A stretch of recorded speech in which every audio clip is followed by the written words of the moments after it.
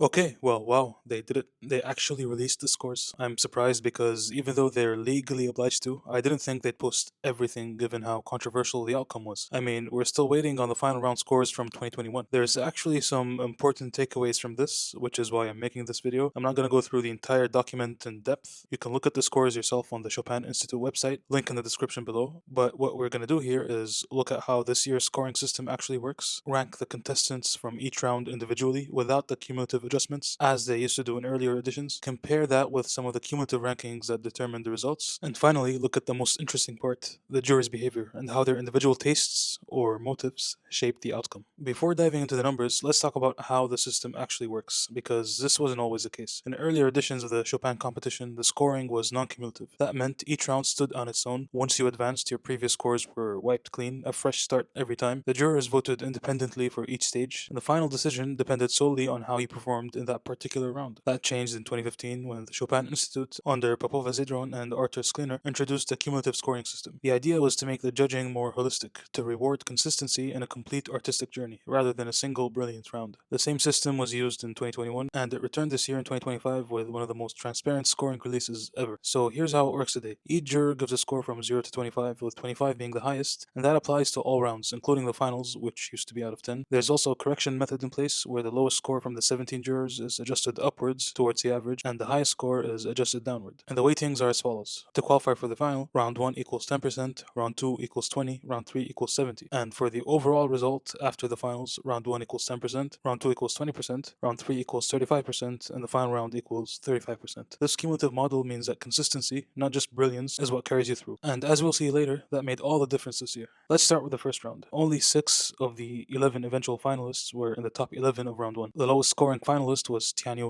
ranked 37th, just 4 spots away from elimination at 19.69 points. The winner of round 1 was Kevin Chen with 22.93 points, receiving 3 25s, several 24s, and a 23. His lowest mark came from Dang Tai Sun, who gave him an 18, while Garrick Olson gave him a 20. Another surprise here was Eric Guo, who placed second with an average of 22.78, also receiving 325s, though he didn't make the finals. Vincent Ong came third with 22.07, despite receiving a shockingly low 11 from John Allison, which was corrected up to 18 due to the high overall average. Tianyao Liu was close behind at 22.06, again lowballed by Allison with a 16 corrected upwards. Eric Liu, the eventual winner, was 7th with 21.82, just behind Shuriko Ohara and Mio Shindo. Zitong Wang, who would later win third prize, was 15th with 21.03 points. And fan favorite David Khirikuli ranked 25th with 20.52 points, having received some of his lowest scores from Olsen, Jablonski, Palechny, and Pobloka, while Dang Tai Sun gave him his highest, a 24. Moving to round 2, the picture starts to sharpen. This is where the eventual finalists really begin to separate themselves. 10 out of the top 11 here would reach the finals. Eric Liu dominated, receiving 3 25s and a streak of 24s. Kevin Chen followed closely, staying in the 22 range, though once again Dang Tai Sun gave him a 19.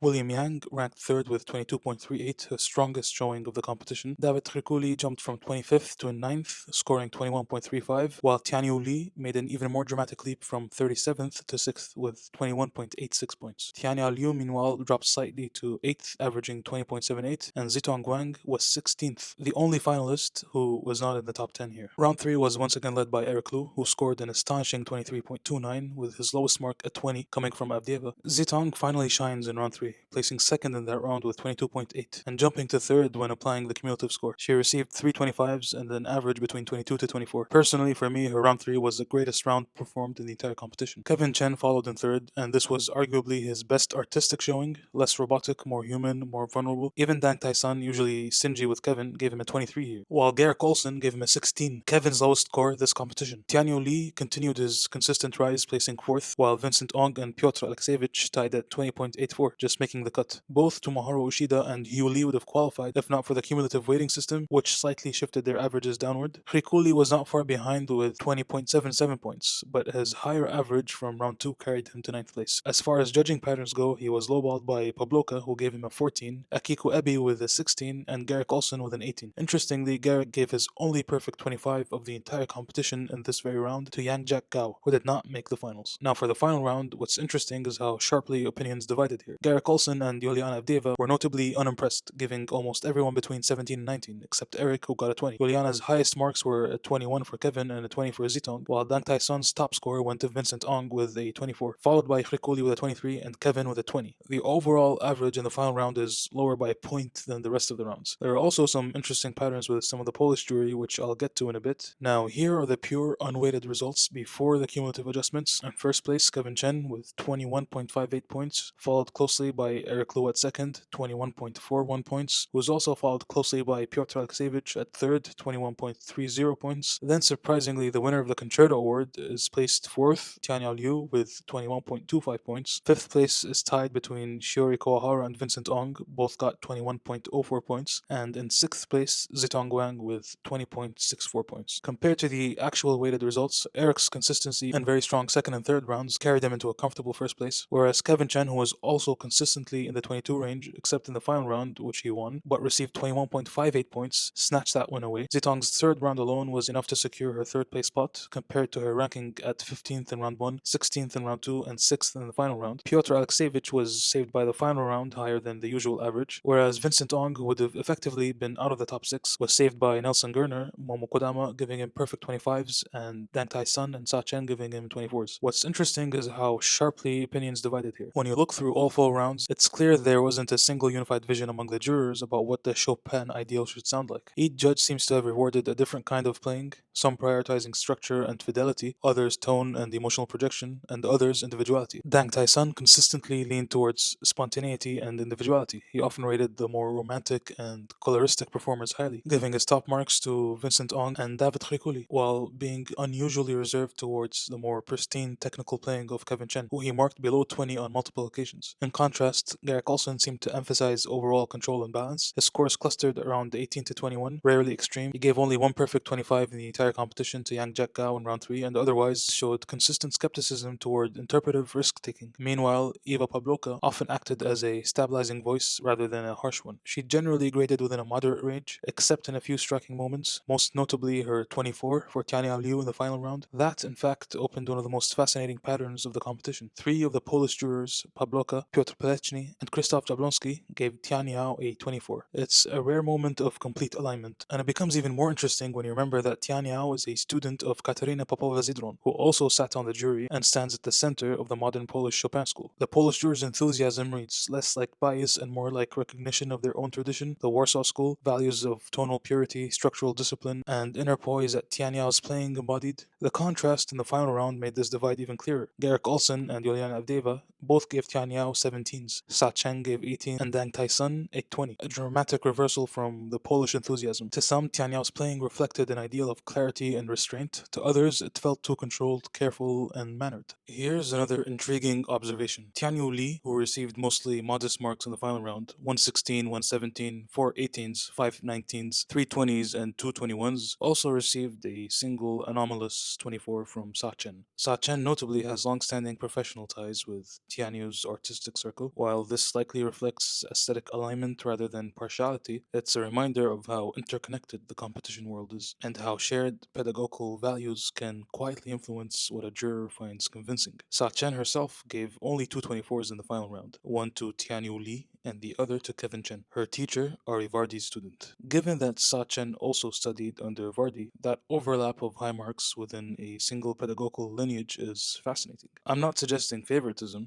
but it does illustrate how artistic philosophies often echo through generations of mentorship. Perhaps the distribution of special awards like the Concerto and Polonaise prizes reflected in part the balance of those competing viewpoints and the subtle negotiations that always accompany juried events. And this is where things get political.